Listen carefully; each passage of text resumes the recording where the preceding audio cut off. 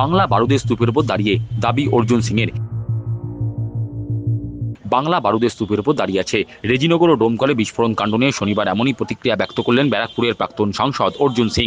জগদ্দলের মজদুর ভবনে সাংবাদিকদের মুখোমুখি হয়ে তিনি বলেন, বাংলা এখন বারুদের স্তূপের উপর দাঁড়িয়ে আছে। মুর্শিদাবাদ, মালদা ও দিনাজপুরের ভয়াবহ পরিস্থিতি। তার দাবি, মুসলমানেরা বোমা তৈরি করছে আর সেই বোমায় নিজেরাই মরছে, আর এই সরকার মুসলমানদের প্রশ্রয় দিচ্ছে। পশ্চিমবাংলায় হিন্দুরা ভাবুক কোন জায়গা আছে, কোন বারুদের স্তূপে এরা দাঁড়িয়ে আছে। মুর্শিদাবাদ, মালদা, দিনাজপুর এইসব জায়গাতে কি অবস্থা আছে। আর মুসলমানরাও ভাবুক কার জন্যে বোম তৈরি করছে। নিজে বোম তৈরি করছে, নিজে মরছে। কোন জায়গা এই সরকার মুসলমানদেরকে নিয়ে গিয়ে পৌঁছে দিয়েছে। বোম বানাবে কে, বোম মারবে কে, খুন করবে কে, সবই মুসলমান। এই সরকার তাদেরকে প্রশ্রয় দেবে। প্রসঙ্গত, শুক্রবার মুর্শিদাবাদের ডোমকলে বোমা বিস্ফোরণে মৃত্যু হয়েছে এক মহিলার। ওই দিন রাতে রেজিনগর থানার ছেতিয়ানি ঘোষপাড়া এলাকায় বিস্ফোরণ ঘটে। এই ঘটনায় শনিবার একজনের মৃত্যু হয়েছে। এ প্রসঙ্গে বিজেপি নেতা অর্জুন সিং বলেন, মুর্শিদাবাদ দেশের বাইরে চলে গেছে। বোমা বিস্ফোরণের ঘটনায় এনআইএ তদন্তের দরকার, কিন্তু পুলিশ বিস্ফোরক পদার্থ আইন লাগায় না, ফলে এনআইএ তদন্ত হচ্ছে না। এনআইএ তদন্তের দাবিতে আদালতে মামলা করলেও সেই মামলা নানান কারণে ঝুলে থাকে।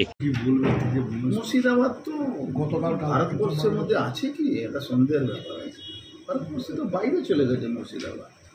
মুর্শিদাবাদে তো রেজিনগর হোক, এর আগের দিনও আরও একটা বোম বিস্ফোরণ হয়েছিল, লোক মারা গেছিল, এখনও মারা গেছে, রোজই মারা যাচ্ছে। কালকে মহিলার মৃত্যু হয়েছে, কালকে ভিতরে তদন্তের কোনো দাবি করবে।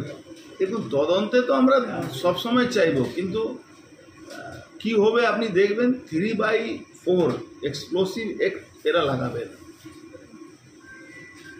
ওরা লাগাবে না, 3/5 করে দেবে। তাতে এনআইএ তদন্ত হতে পারে। তাহলে এটা এই ধরনের কেসে এনআইএ তদন্ত হওয়া উচিত, কিন্তু এমন অ্যাক্ট লাগিয়ে দেবে কি সরাসরি নিতে পারবে না। আর হাইকোর্টে মামলা করলে মামলাটা 6 মাস 8 মাস এই রাজ্য সরকারের যে সিস্টেম আছে, যে পিপি আছে, এসজি আছে, ও সব ঝুলিয়ে রাখে মামলাটা। কখনো যাবে না, কখনো টাইম নিয়ে নেবে, এই করে করে 7 মাস 8 মাস 10 মাস 12 মাস 1 বছর ধরে ঝুলিয়ে রাখে। এই তো প্রদীপ সাউ এই কেসে, এই যে জগদ্দলে আজ পর্যন্ত অর্ডার হয়নি।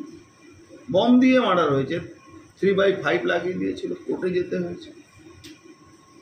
মৃত্যু যে কমপ্লিট করে তাহলে হবে না, এখানে সব গল্প সব হয়ে যাচ্ছে। তার দাবি, মুর্শিদাবাদ, মালদা ও দিনাজপুরের দেশ থেকে বেরিয়ে গেছে, কিন্তু বঙ্গের সনাতনীদের হুঁশ কবে ফিরবে সেটাই চিন্তার বিষয়।